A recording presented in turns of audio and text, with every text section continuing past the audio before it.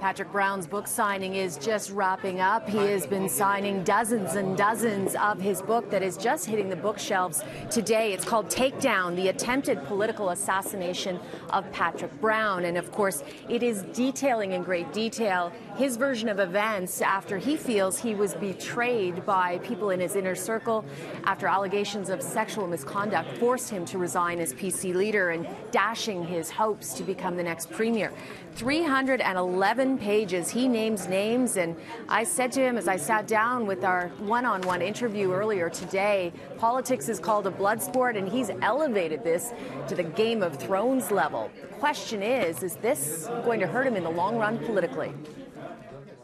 To suggest that there was any friendship lost, I think, would be a stretch. But now they seem to be united against you, in an even stronger way. You wouldn't have perhaps believed how vicious they were in the municipal campaign, setting up third-party PACs, actively sending staff and campaign managers to support my opponent in this civic election. I remember against Linda Jeffrey. And so it was as vicious as you can imagine. But at the end of the day, the people opted for a different approach. Let me say this: it's in Doug Ford's self-interest to invest in Brampton. He has seats here. If you want to stay as only a couple. If you want to become premier or prime minister, you need to win seats in the 905. You need to win seats in Brampton.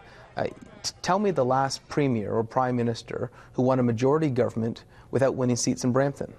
But do you think this book will hurt Brampton? No, because it's in Doug Ford's self-interest if he wants to stay in power to deliver. And frankly, I think where Doug Ford, the day after the municipal election, canceled the university in Brampton, Markham, and Milton, and his cold shoulder to Brampton might have disappointed many.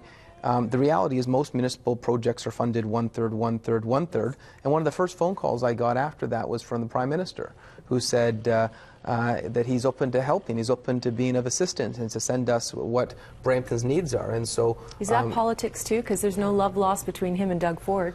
Well, what's ever happening there, the fact that we have a federal government who seems to be increasingly interested in helping Brampton, I'll take as a good sign. And I hope that over time the provincial government will also be more mature and appreciate the need to support Brampton's needs on transit, on education, and health care.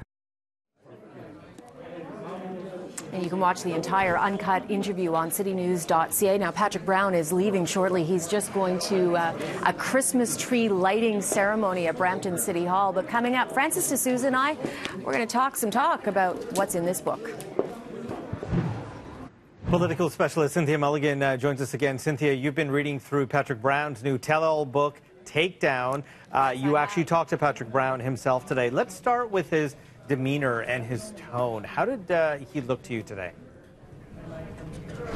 I thought he looked quite confident. I thought that, when I interviewed him at Queen's Park when he was the PC leader, he was always running around, so it was sort of hard to talk to him, and particularly since all of the allegations surfaced against him and he stepped down in January.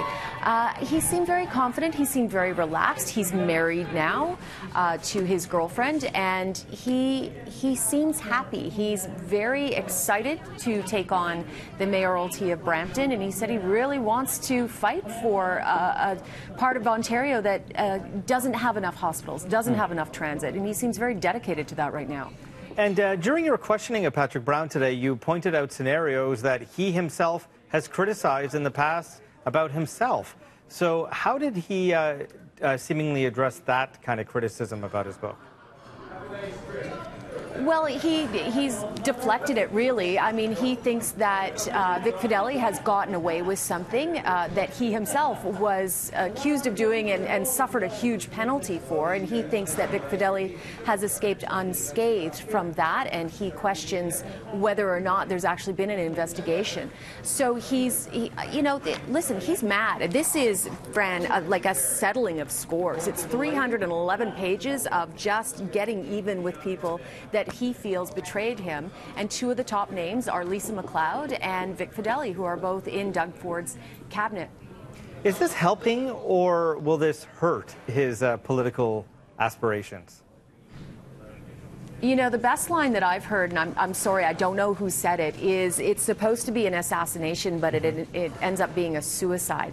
You know, we'll have to wait and see. Certainly when I was at Queen's Park yesterday talking to people in the Conservative, well, in all areas of government, people weren't thinking that this was a very good idea and that it would hurt Brampton because Doug Ford might take it out on Brampton.